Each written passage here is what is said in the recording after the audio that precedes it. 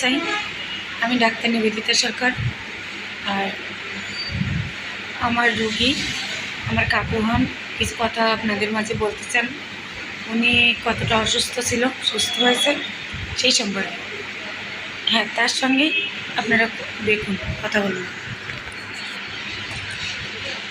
বলুন, কথা বলুন।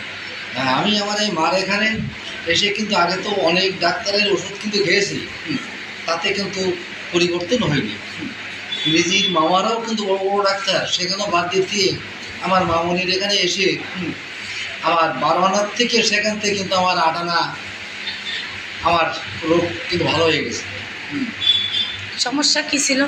বাজার কোমরের দোষ ছিল আমার, পড়ে যেয়ে কিন্তু আঘাত লাগার থেকে সেখান থেকে কোমরে আমার প্রচুর ব্যথা ছিল। আমি নিঃশ্বাসে কিন্তু মন ছাড়তে পারতাম না, রাস্তায় হাঁটতে পারতাম না, কিন্তু কোকড়ায় যেতে হতো।